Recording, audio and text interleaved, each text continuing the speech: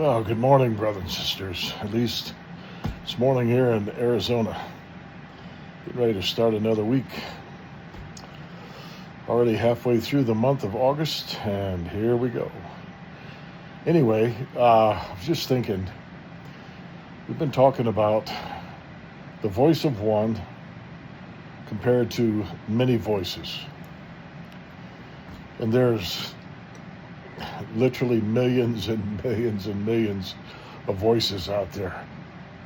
And that one voice gets lost in the cesspool of all these other voices. I just want to jump back into some things that I was raised in the cult of William Branham. And I want to point out a few things that I think is important to look at. You've heard me say that Genesis 3, what took place in Genesis 3 was actually many things. There's one specific action or act that took place, but there's many characteristics surrounding that. And we've covered some of those things.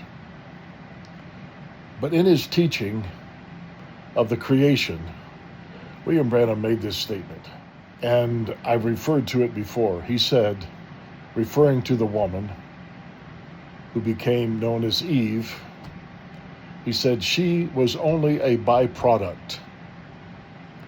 She was not in the original creation. Now, when my eyes were blind all those years, I would read those things, but I would read right over them until the Spirit of God began to send up red flags. Look at that again. Look at that again. Read that again. She was only a byproduct and not in the original creation. Now, it's very obvious what he was trying to say. The man, Adam, was formed out of the dust of the ground. She was not. So, in his mind, he was thinking that she's not in the original creation because she was not formed out of the dust of the ground the same way Adam was. But if you follow that line of thinking, you're going to run into a corner. You're going to find yourself beating your head against the wall. And here's why. To use an example, you have a tree. And out of that tree, you can make many types of boards. So, are the boards a byproduct of the tree? Maybe, maybe not. But they're inside the tree. Then you can take those boards and you can make sawdust. Or you can make chipboard, OSB board. Is sawdust a byproduct of a board? Could be. Most likely it is. But here's the problem. Each part of that tree has a specific purpose. Each part of that tree has a specific purpose. The board is not the tree, but it come out of the tree. The sawdust is not the board, but it come out of the board. Each has a purpose. So to say that the board and the sawdust was not in the original tree, that's not true. It's all there. And to say that the woman was not in the original creation because she was not formed out of the dust of the ground in the same pattern as Adam was, that's not true. She was inside him. And she has a specific purpose, the same way Adam had a specific purpose. as opposed to the beast of the field or the fish of the sea. So you run yourself into a corner. So let's take his train of thought and let's take it a step further. If he thinks because the woman was not formed out of the dust of the ground the same way that the man was, and that makes her a byproduct, because the man was first, then Adam was a byproduct of the dust of the earth, because the dust of the earth was there first, and he was made out of the dust of the earth. You see what I mean?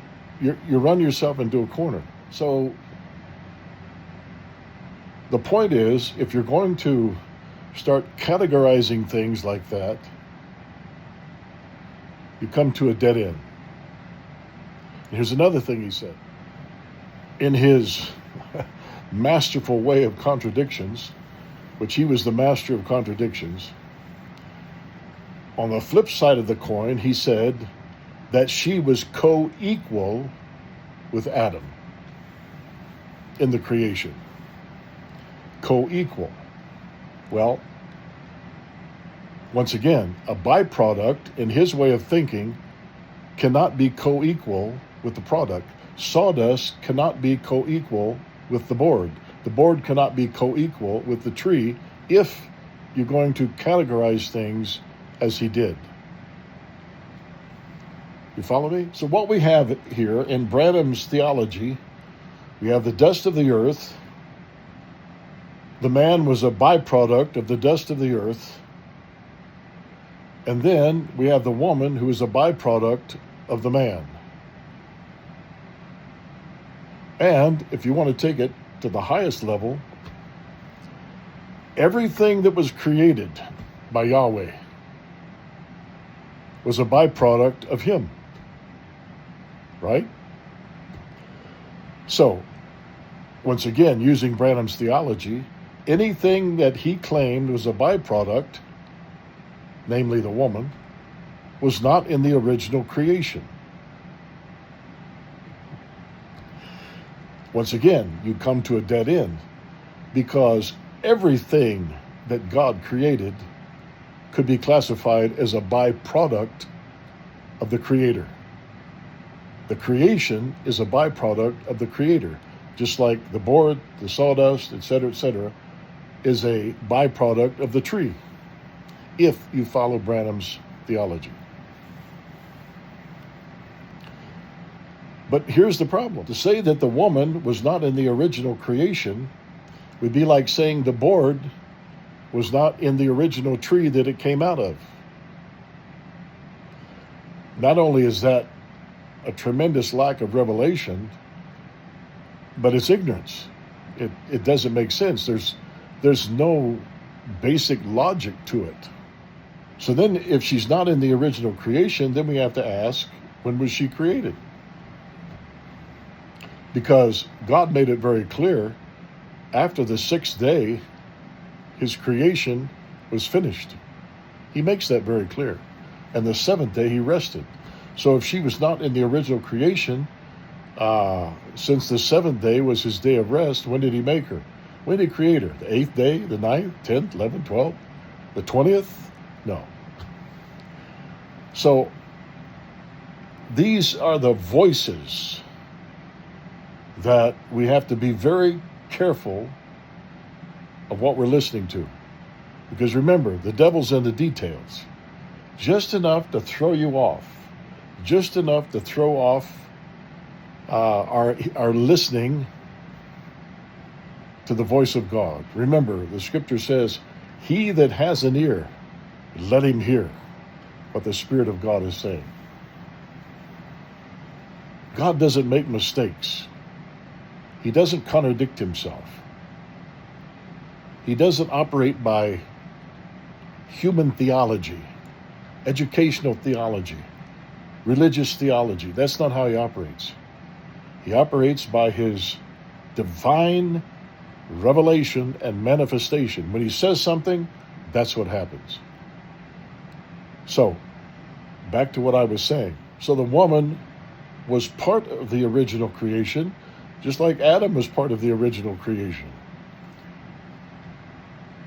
And everything in the creation was in God's thoughts, in his mind. Whatever that means, I don't know it. The infinite goes beyond anything I can grasp, but it was in his thoughts.